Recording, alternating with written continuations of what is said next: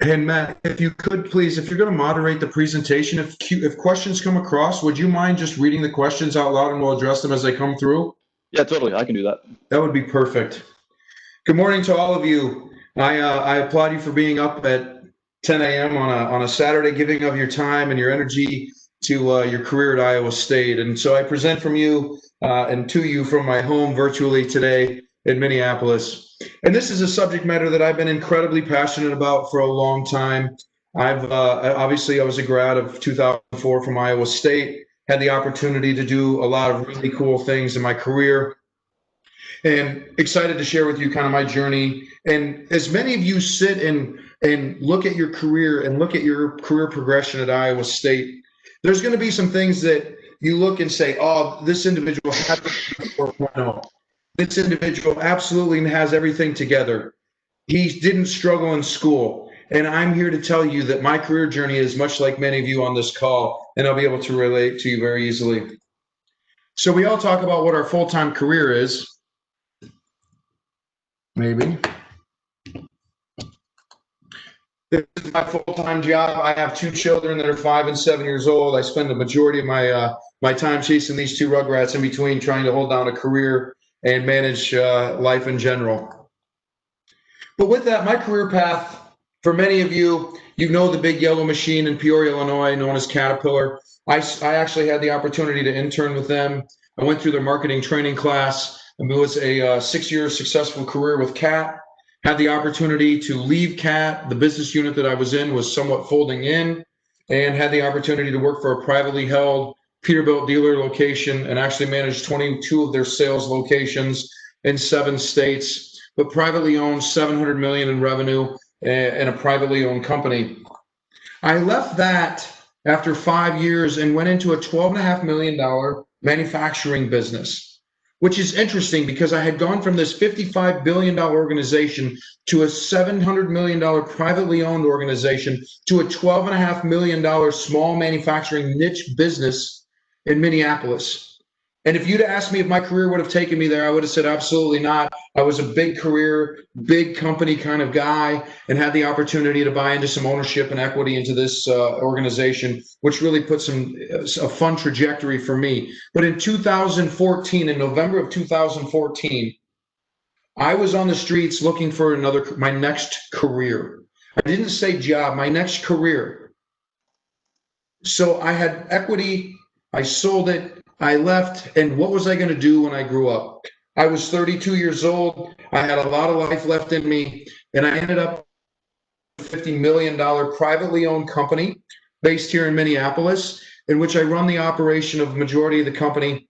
And we have 37 locations in 9 states, and we're really in the heavy diesel, heavy engine, heavy transmission business. But you look at my career and you say, wow, privately owned, I hadn't really thought about that. I really want to go work for John Deere, or Caterpillar's on my list, or Case New Holland, or Boeing. But there are huge opportunities out there, even in the small manufacturers. And I tell you to not count those folks out. My transcript, which is an interesting thing as to why I would put my transcript for all of you to disseminate and look at. I went to Iowa Western Community College while I was in high school and graduated with 12 college credits. So as an individual, I was like, wow, I have this all figured out. I've done college classes in high school. I'm going into my first semester of college. I got it all figured out. In my first semester, quite honestly, for 12 credit hours and a 3.08, I would tell you that wasn't too bad for drinking a half a bottle of Jack Daniels every single day in my first semester of school, living on a co-ed dorm and still trying to figure it out. My reality hit the next 2 semesters. So when you look at the spring of 2000, I took 15 credit hours and ended up with a 2.69 cumulative 2.86. Not bad. All things considered about the amount of distraction I had going on. This is where it gets messy. Spring of 2002, I take 18 college credits and I get a GPA of 2.17. Ladies and gentlemen, my blood alcohol content was higher than my grade point average, I think, most days. I was at the bottom of my career at Iowa State. I had a 2.77, which put me out of most conversations for even an interview. The cutoff at that point roughly was a 2.8. I had nothing to offer. I had nothing to give other than I had a D- that I was trying to overcome in a 4-credit differential equations. I will never forget that day. I didn't take the final. I wrote a paragraph and a half of why I hated the class. We had an individual that was on a sabbatical from Canada. He spoke primarily French, teaching the class, and it was an absolute disaster of a semester for me. But what I had to do at that point was decide whether or not I was going to stay a mechanical engineer and what was I going to do about it. Long story short, as I finish out my career, on the 5-year plan at Iowa State, my final semester, I take 20 college credit hours. 20. In my final semester in 5 years, I'm still sweating it out. But the busier I got, the better my grade point average became. 3.68 on 20 college credit hours, all 400 level classes with a cumulative of 3.11. And I'm pretty sure that my story isn't any different than most of you on this call. You're sitting trying to figure out your grade point average and school and what's important and trying to manage that and how do you sweat the grades and how do you spend your time.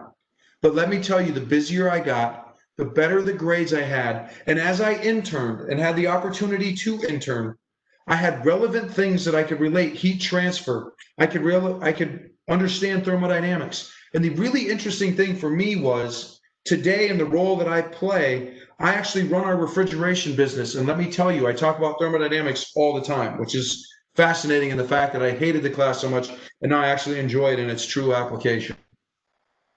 So let's talk about what this means. What does this mean? Let's talk about interviewing and networking, because quite honestly, that is really the heart of, outside of the classroom, how are you going to become gainfully employed after your 4 or 5 or 6 year journey at Iowa State?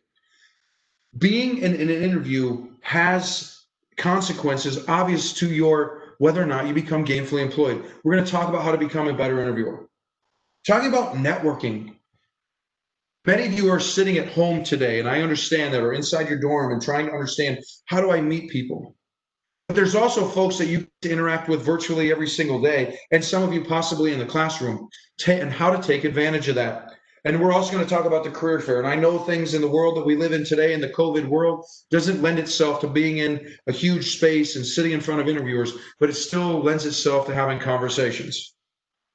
So let's talk about the interview. You have an interview. You've got to make the most of it. It's a one-time shot. It might be the only opportunity that you have to manage getting a job offer. You might only be a sophomore, but it might be the only time that you get to interview with that company. You may be a junior still looking for an internship, but they still keep that on file. You have to make the most of it.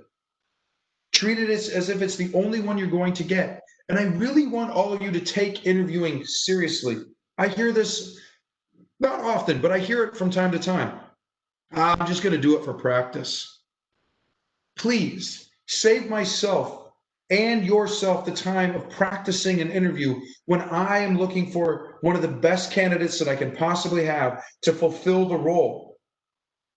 But doing it for practice doesn't net any one of us any good. Let's talk about behavioral-based interviewing. I'm certain that for those of you who have interviewed, heard the question, give me a time when you succeeded, or give me a time when you failed, or when was a time that you worked in a group project and what was your role? You hear these questions all the time, and it's actually a very standard way of interviewing inside of most industries. And it's called behavioral-based interviewing. And it has its place, and it absolutely has its place to help understand who you are as a human and how to interact, and we'll talk about that. So there's a methodology in answering questions related to those behavioral-based interviews. Whether you're doing it virtually or you're sitting across the table from somebody, it's the same question. Give me a time when you worked in a group, and what was the outcome and what roles did you play? It would be a very standard question I would ask many people. How do you answer that? What was the situation? I was in a group project where we had to build a remote control car that drove 100 miles an hour and do it within 30 seconds. Okay. I was tasked with purchasing all the equipment for the actual remote control car. So what were your actions that you took? I went to Home Depot. I went to a specialty remote control store, and I purchased those goods under a bill of material and made sure that we were within budget. What were your results? Our team successfully built a remote control car that went 100 miles an hour over a 30-second period of time. That's how you answer those questions. Not, I was in a group that I mean, we had to build a remote control car that went 100 miles an hour, and we did that. That's not giving me enough information to successfully understand what it is that the role that you played, and what is it that you did, and what were the tasks that you did, and the actions that you took. So as you get asked those questions, whether it's tell me a time when you failed in school, give me an opportunity when you worked in a group, use this methodology. If there's anything that you take away from the interviewing part of my presentation, write this down. Because the situation, task, action, and result part of an interview really helps me, and it will help you organize your thoughts while you're inside of an interview. Where do you get these? Where do you get these ideas or these methodologies? You all have opportunities within the classroom or in places that you work that present STAR opportunities. Details. I can't stress enough how important details are. It helps all of us understand you. And when I ask for clarification, that doesn't mean I didn't understand what you were saying. That tells me that you intrigued me about something that you stated, and I want to know more about you. So tell me more. Quantifiable and measurable. Many of you are aspiring to be engineers, and I am certain that we work with numbers every single day. When I say $1 million, when I say 2.5-year return on investment, when I talk about 100 yards, when I talk about 200 degrees, when I say 2.5 million, those things are all easily measured. Easily measured. And when you are the person interviewing and you can share those details with me that are quantifiable and measurable, man, I can't tell you how much that means to me as a human interviewing you about what it is that you did. Like, I worked 2 years at this job. I worked for 9 months on this project. I spent $1.2 million. Those details help define that interview. Truthful and honest. I know this is somewhat of a dust statement, but let me give you something that will occur inside of your interviews. When I was at CAT and I was interviewing at Caterpillar, I had 3 one-hour interviews back to back to back with 3 different people. They asked me the exact same questions every single time in the interview. It literally felt like Groundhog's Day.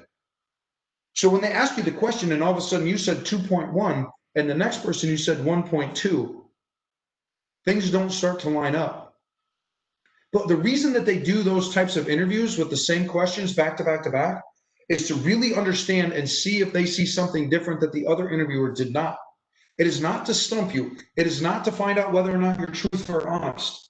It is really a whole picture of trying to understand who you are and will be as an employee. This is probably the second most important slide that I have inside of the interviewing. Why does behavioral-based interviewing exist? Reviewing your past behavior to determine your future performance. Think about that. If I like to ride my bike today, I'm going to love to ride my bike tomorrow. If I don't like to work out today, there's a chance I'm probably not going to like to work out tomorrow. It's no different in your career. As an engineer, I absolutely wanted nothing to do with designing a product and sitting in front of a table using CAD to design something. It was not me, and I owned it throughout my entire career. It's not something that I like to do. So you look at my past behavior and say, man, that individual is definitely not going to be a design engineer. That's okay. Your likes and dislikes, and then really understanding your potential fit with the company. Interviewers are absolutely trying to protect the culture of their company. Let me repeat that. Interviewers are trying to protect the culture of their company. It's vitally important. Every company has its own culture. And they're working very diligently to make sure that they protect that.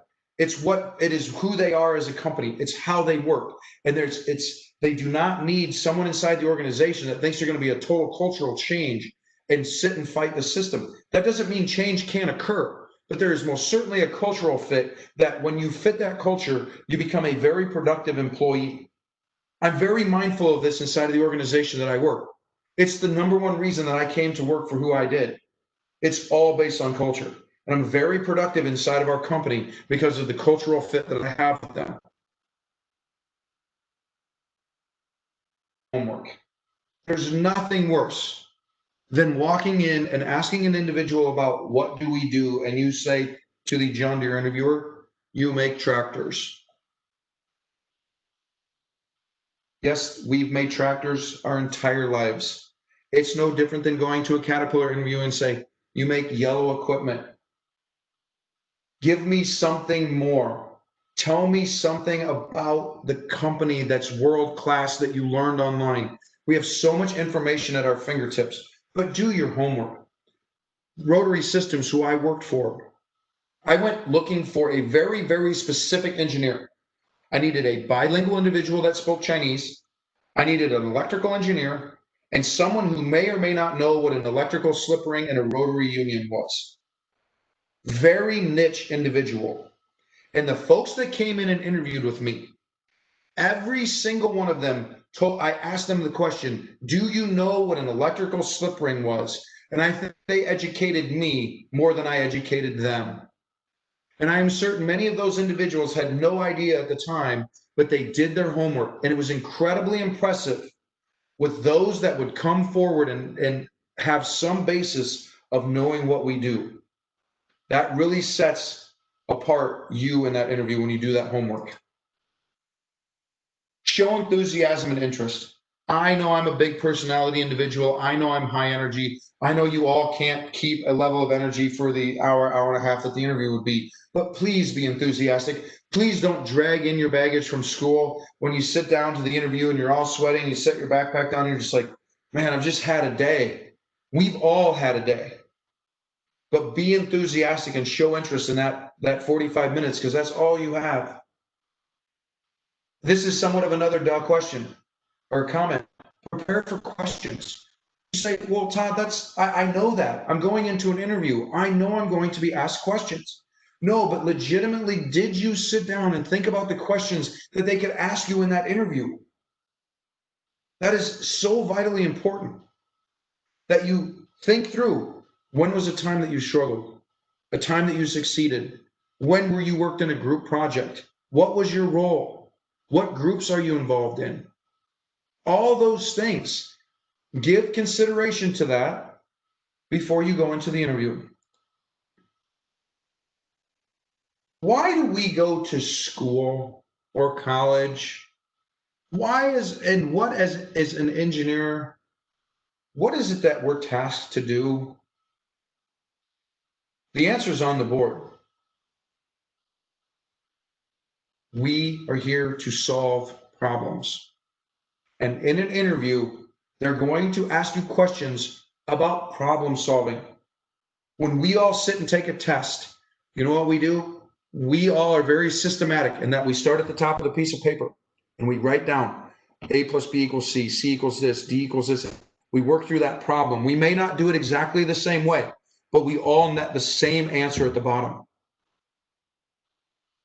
If businesses didn't have problems to solve, they wouldn't need us.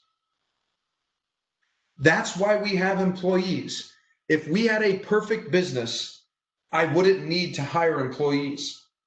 So when we interview for individuals, we are looking for, and it's not just me, it's everyone, related to how you solve your problem. And inside of that, as I stated before about doing your homework, demonstrating the knowledge of the organization is a big deal. It shows that over-enthusiastic and interest in the organization. It's a quick question in the Q&A there. We just had a question from Eli saying, how much research about a company should be done before the interview? That is a fantastic question. I would ask that you give somewhere between 15 and 20 minutes worth of time into prep. We spend more time doing that on Facebook than we would for an interview. But spend 15 minutes in solid, concentrated interviewing. Read a couple articles. Don't have to read them top to bottom. Go to their website. Look at the new products that they may have launched.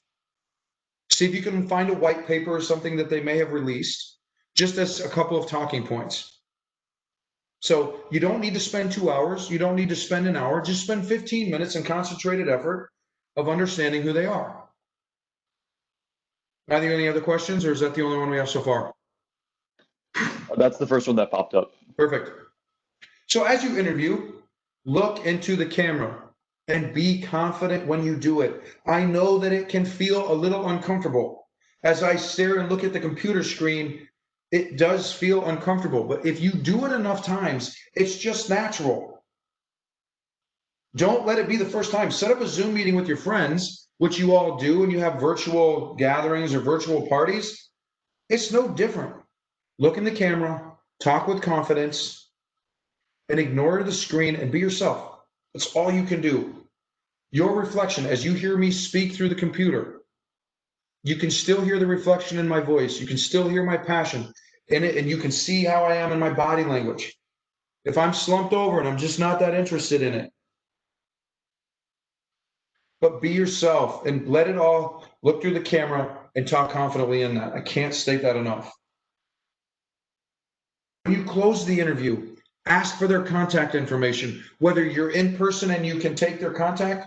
And by the way, for those of you that want to email me or call me, my email address is in this slide here. My cell phone number is here as well. I welcome the idea of you sending me an email if you have questions afterwards. I do get a lot of questions.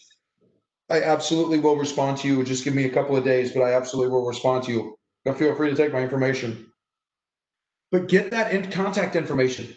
It is the most important thing that you can do after the interview is over, because you're going to send them a thank you card or you're going to write them an email. I'm going to tell you in the networking piece why that's a big deal.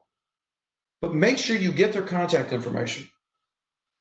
Obviously, in the world that we live today, you shake their hand virtually, tell them thank you, be very genuine about it, and you close the interview. But getting their contact information, especially today virtually, allows you to stay in contact with that employer. And today, employers are more and more open to you having conversations with them via email than going through their portal. So make sure if at least you get their interview or you get their email address.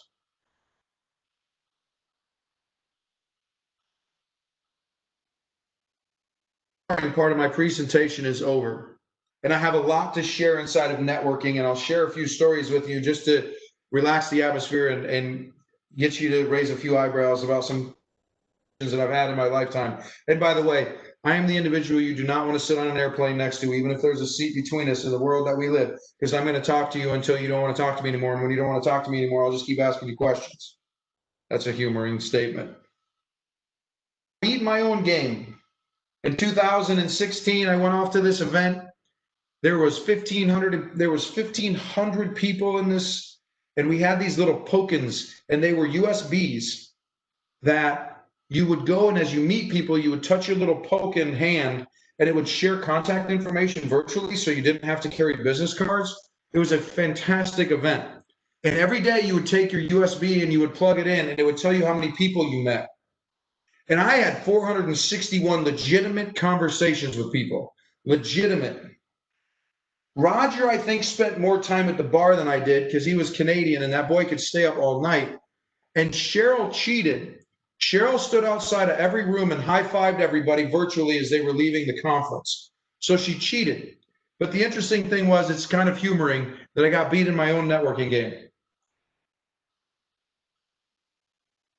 This all occur. And why is this here? This was at the Super Bowl. The picture's on the left-hand side of your screen. That's Ty Lockett signing a football for me. I was invited to an NFL player's tailgate. There's a long story about how that all came together, but I was eating pizza on a Tuesday night before the Super Bowl Sunday in Minneapolis at a friend of mine's restaurant, and he says, hey, by the way, Guy Fieri's going to be in here in just a few minutes. to sit down, and I've been on diners, drive-ins, and dives. He's going to come in with his crew and talk about me providing some food to his tailgate party. So guy walks in, we sit down, we're hanging out with him on Tuesday night before Super Bowl Sunday. He invites us to his players' tailgate party, and the rest is history. Justin Timberlake legitimately was exactly almost 2 years ago. I'm sitting at a restaurant at 2 o'clock in the afternoon in downtown Minneapolis. This guy sitting next to me, I have no idea who he is. It's Saturday afternoon, and I look at him and say, let's stop being strangers and start being neighbors. I said, what are you doing in Minneapolis on a Saturday? He goes, I'm working. I go, working on a Saturday? And he just kind of laughed and we moved on. He leaves about 2.5 hours later, but before he leaves, he says, take my phone number and be at the Excel Energy Center in St. Paul at 7 o'clock. Meet me at gate 1 and don't be late. I said, Harvey, I went to the concert last night with like 30 of my best friends. We've seen the concert. He says, I'm telling you, don't be late. He was the marketing manager for Justin Timberlake and ended up putting us backstage and on the floor of a concert. And those pictures that you see, I took from my iPhone. So I was inside the stage staring at JT throughout the entire concert, all because I was in conversation with a guy sitting at a restaurant. And I tell you, this is me with 25 pounds earlier and very early in my career. But the gentleman on the left is Hamza Zahid. He and his brother owned the Caterpillar dealer in Saudi Arabia. And he and I started our career at Caterpillar together. And the reason that picture is so significant is he'd say, hey, Todd, you ask everyone for their business card. And I would say, I need to, because that's how I'm going to stay in touch with you. And so when he departed for Saudi for the last time to go back home, we memorialized it with me taking a picture of me giving him his business card. And that's what I've been known for a majority of my career. The 4 individuals you see in the picture, we were all in Las Vegas. Long story short, I see Amy, the gal in the silver dress and blonde hair, check in on Facebook to the McLaren Airport in Las Vegas. She and I were classmates at Iowa State. She was an IE, I was an ME. We met in a class. Steve, all the way on the left, he and I worked at Caterpillar together, and he knew Carolina, who's next to me. She was in Monterrey, Mexico. Amy's living in Sao Paulo, Brazil, and Steve's living in Sacramento, California. And I'm living in Minneapolis, and we all go to a Lady Gaga concert while in Vegas. And none of us had planned on doing that. But that's the power of networking and the fun that you can have. You know the message I talked about Hamza Zahid in this previous slide, my business card? In January of this year, my boss, Corey Hanbeck, sends me this text message. Hey, Todd, having dinner with Hamza in Malaga, Spain. He was asking about you and wanted me to pass on his greetings to you. Hamza Zahid in 2005. This was January 2020. 15 years later, I still stay in contact with Hamza, but not very frequently. And here they are in Spain having a conversation about mutual acquaintances, and I happen to be the middle ground between the two of them. I'm sitting at a restaurant, and I'm having dinner with a buddy of mine, and I hear this gal say, oh, my brother went to school at Michigan State. He was a gymnast, and at 42 years old, he can still do a backflip. And I look at her and I said, hey, I didn't mean to interrupt your conversation, but I have a cousin that was a gymnast at Michigan State. How old is your brother? And she's like, he's 42.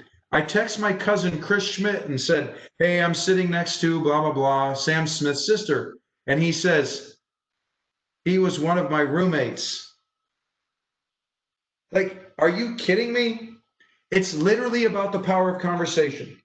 It may feel awkward to many of you, but if you just address it cordially and have a conversation, it's amazing that what conversation it will lend itself to. What does all of this have to do with my presentation? And I hope some of you are finding humor in this, but there's something about networking in this presentation. Let's look at Wikipedia and what it says about Tinder. Tinder is a location-based social search mobile app that facilitates communication between mutually interested users, allowing matched users to chat. Funny, isn't that networking? I mean, we could sit on our phone and get carpal tunnel in our right thumb by swiping to talk to a complete stranger that we have no idea who they are and hoping that they don't catfish us. But we won't sit next to the person that's in our conference room or sitting inside of a classroom and looking to them and say, "Hi, I'm Todd, nice to meet you." But we'll spend 2 hours on an app trying to get to know a complete stranger. It's fascinating to me. This is networking, folks. This is networking in a way that you probably hadn't ever given thought to it. But you can talk through a phone and have a conversation with a random stranger. It's no different than standing in a Target line, just being cordial to somebody saying, "Hey, hope you're having a great day. I see you're into Cheetos. You got like 7 bags of them." Networking today. I mean, my goodness, does anyone even have a MySpace login? But this is networking. We follow people on Twitter. We use Facebook to meet people. Believe it or not, I have a cousin that is now living in St. Cloud, Minnesota, and was the brand ambassador for Coca-Cola at Iowa State. How did he become the brand ambassador of Coca-Cola at Iowa State? He was on Instagram, didn't know this girl, and said, "Cute dog." They continue to communicate back and forth. She was the brand ambassador of Coca-Cola at the Ohio State University and gets him an internship at Iowa State. What?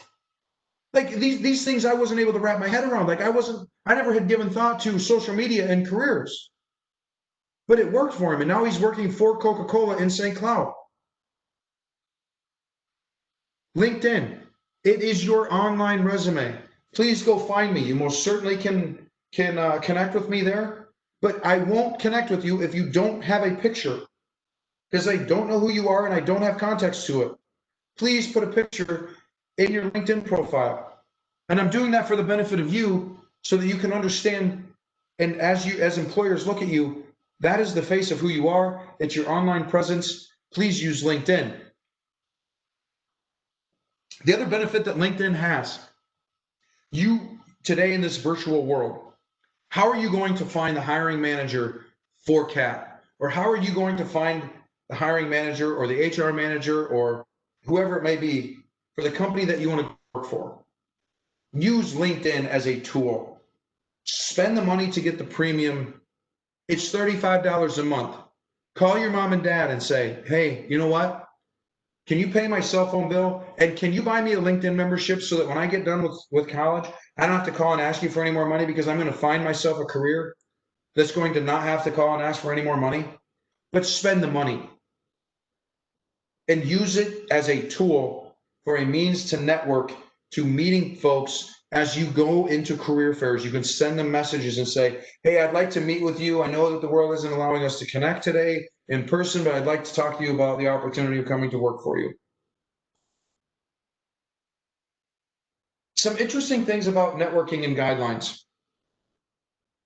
Give value to people, even if it has little to do with your product or service. I give people and add value to people all the time, even if it's irrelevant to what I do. I have big capacity, but I offer people insight. Let me help you. I'm handy. Can I help you understand, or can I show you how to cut this? Or I see you're having issues with your vehicle. Every one of you has a unique ability. Share that.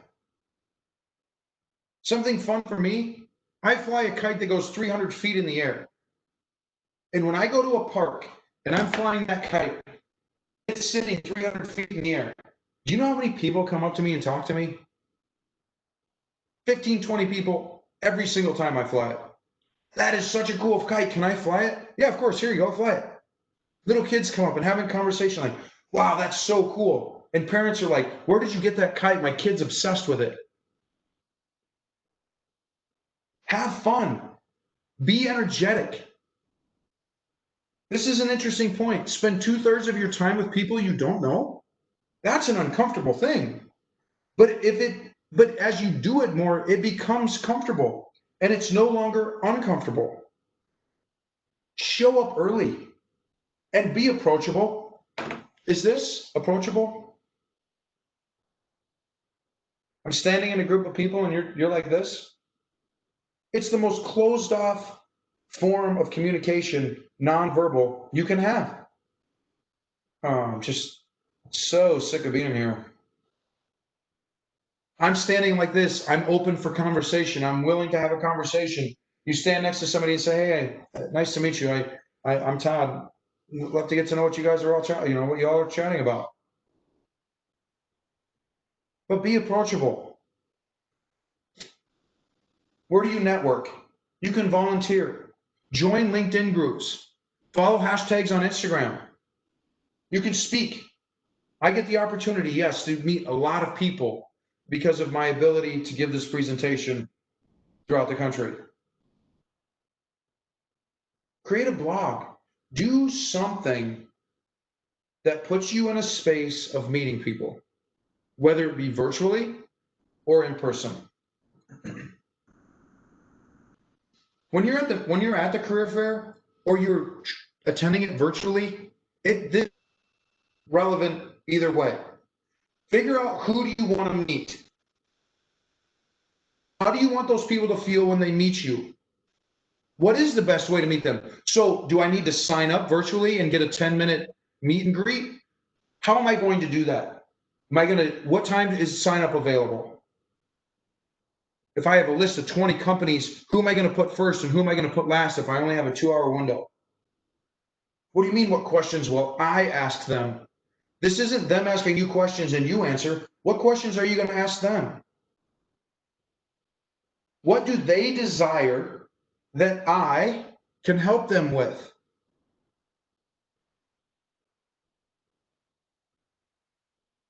Know yourself. This is the 30-second walk in and introduce yourself, whether it's virtual or it's in person. Hi, I'm Todd Sondag. I graduated in May 2004 in mechanical engineering. I'm based in Minneapolis, Minnesota currently today. I'm looking for a career in sales management or general management, trying to help grow revenue and support the growth metrics that you have inside of your organization. I'm super excited to get to know what your products and services offer the entire country or world. And thanks for being open to the idea of having that conversation. That's an impactful statement. I didn't practice that. I just made it up. I get that it's not easy for everyone to do, but give thought to that. Because the worst thing you can do is walk up to somebody and say, "Hi, nice to meet you. Yeah, I don't know. I don't know what I want to do. I'm just here for the free stuff."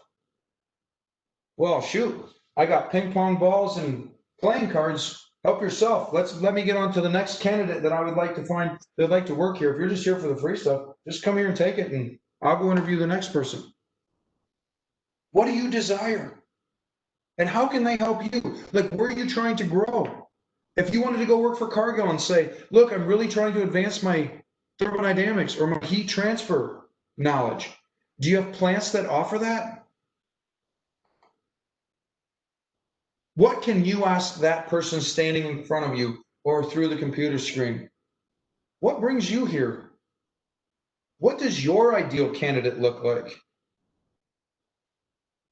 What qualities are you looking for? These are high power questions that, as an interviewer, you asking me these questions, now I would be prepared for them because I speak on them, but there's a lot of interviewers that'd be like, "Wow, this individual's given some real thought about what they're needing and what we're needing. They're putting me on the spot about what does their ideal candidate look like." Someone will be like, "Give me a second to give some real thought to that." Maybe you're sitting and talking to somebody that interned at the company and became a full-time employee. I did that a lot at Caterpillar. I was an intern that went back to work full-time and they would bring me back to the career fair. That's where the networking part comes in. All of a sudden you see a familiar face from a year ago and you say, "Oh gosh, we had that ME 405 class together. Oh, you're working full-time at Cat. Hey, I'd love to talk to you about your intern program." That conversation becomes so much easier than meeting someone for the first time that you don't know.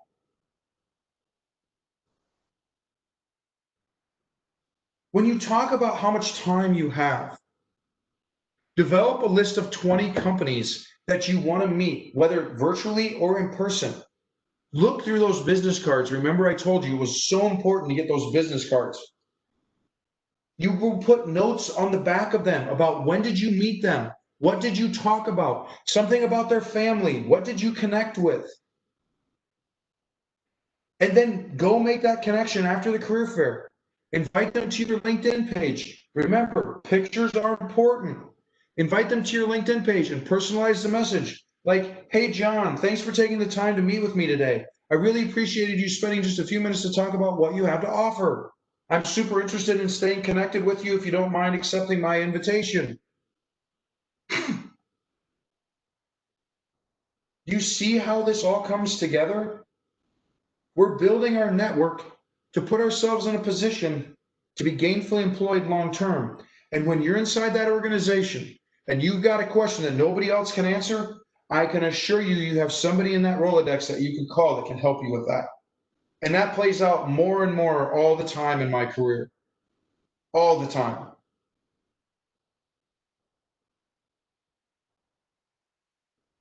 Networking is a personal process to exchange information, advice, contacts, and support.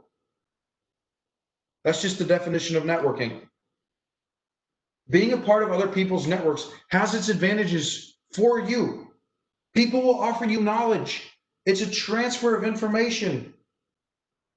I give an apple, they give you an apple. Now you have two apples. You've given something you know and you've gained something more. It makes you a more valuable person, whether it be personal or professional. I love being resourceful for people. When they come to me and they ask me questions about things, they're like, Todd, I don't know if you'll know the answer to this question, but I bet you know somebody that does. It has helped me tremendously in my career, whether it's growing revenue for our businesses because of people I know and have met that help us with our business and grow revenue, or something I need help with personally. Huge advantages. Hey, Todd, we have another question that popped up here real quick. Go ahead. So are jobs and recruiters more willing to hire you based off character or skill? Great question, and thank you for asking that.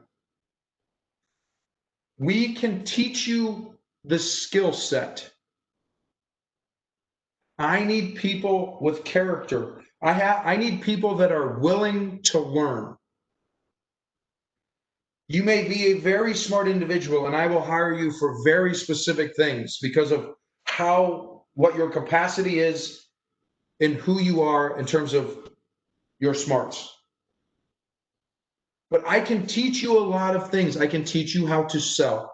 I can teach you refrigeration equipment. I can teach you all the features and benefits of a machine. What I can't teach is how to make you an even better human than you already are. Like you have capacity today.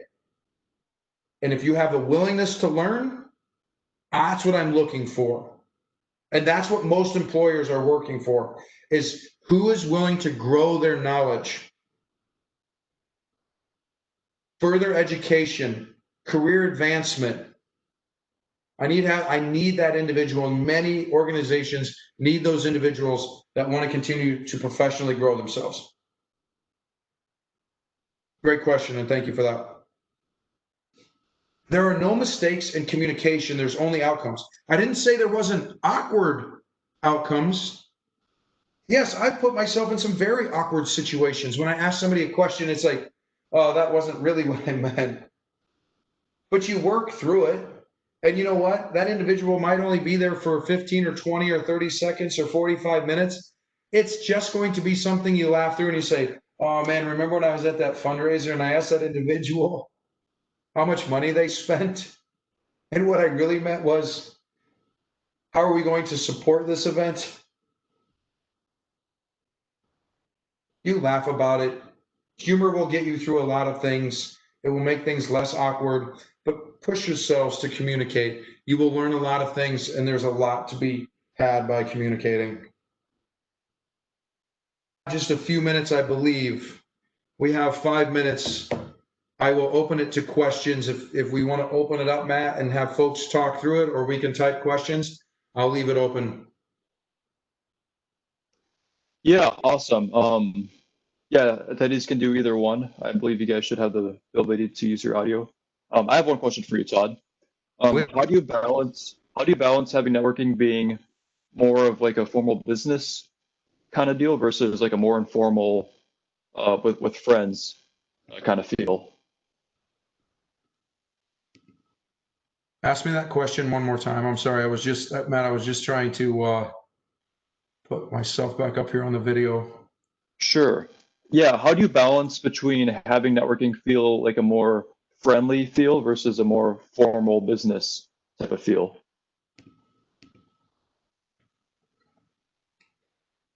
When you offer somebody something they hadn't thought about, that comes off as being cordial versus like, I'm here for your contact information. So in that instance, right, we might be standing at a water fountain and there are two of us standing there. And what I would say to that individual very casually was, wow, we're super thirsty today. We've been talking all day, right? Yeah, man, I've been talking all day. Yeah, I tell you, I met with like 7 companies today and I've had some great conversations. Hey, it's as if I was talking to somebody that was a recruiter. Hey, thanks for supporting the event today. We as students really appreciate you making time and spending time with us here. And I just want to say thanks.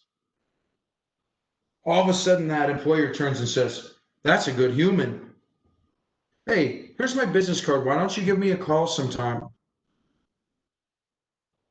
Versus walking up to me like, hey, I know you're John from John Deere. Can I get your contact information? I know you guys are super busy, but I'd really like to talk to you. One of the other secrets to the career fair, and I know it doesn't lend itself today to this, stay late. Once the thing is about to pack up, say the end time is 5 o'clock, slow roll your way through leaving Hilton and walk through and meet somebody as they're packing up. And the other secret is you'll gather all the pens and paper and fuzzies and wuzzies you could possibly imagine, because nobody wants to carry all that shit back to their car. So you'll get loaded up with koozies and you name it on your way through. So that's a little small tidbit for those of you that stuck around today.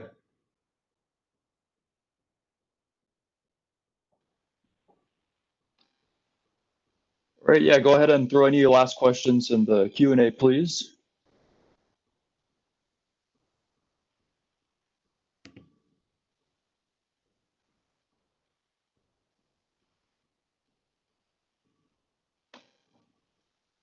So I have another quick question for you. Yeah. It seems like so often, you just apply online to like a website and you don't necessarily have any contact with the human before or after that process. Do you have any other tips to try to make a connection with that company besides just interacting with the website? Putting those things together, and great question. Then you apply and you go find the HR manager of the company and talk to them. Legitimately have an individual I've known for a long time. She was looking for a new career, went out, found a role on Indeed for Gillig Bus, sent the HR manager a note saying, hi, Christy, I know you have probably not had time to review my resume. I just submitted it. I believe I'm your best candidate for the role. When you have time, here's my contact information. I'd love to further discuss that with you. And boom, what do you know? 2 weeks later, she's got an interview. 6 weeks later, she's got a job offer. That's why the LinkedIn piece is so important, because you virtually apply and it feels like all you're doing is getting shoved into a digital world. That's why you got to take the initiative and go search in HR manager. And that's where the premium membership comes in. So you can email them and say, hi, I've applied for this role. Might have a job number. So put the job number in it and any details you can, and say, I'm open to the conversation. I just wanted to touch base with you. And that shows initiative. And that's why the LinkedIn is so important today. And it's not just connecting with people, there's a lot of career opportunities on LinkedIn as well.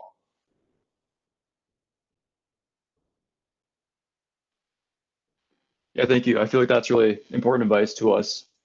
Yeah, it often feels so impersonal, but that's a great tip to make it more personal.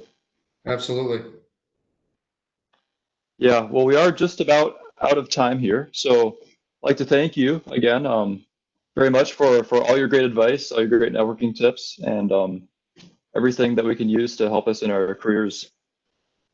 Look, thanks for the opportunity to speak. I wish all of you the best. I enjoy giving back to the university that gave me so much. I wish you all well in your career at Iowa State, not your job, but your career at Iowa State. And thanks for the opportunity to speak to all of you. And thanks for putting in a Saturday to those that did show up, because it says a lot about your character, your willingness to do more at the school. I know sometimes it's easier to get up virtually than it is to go to a space, but thank you all for the opportunity to speak.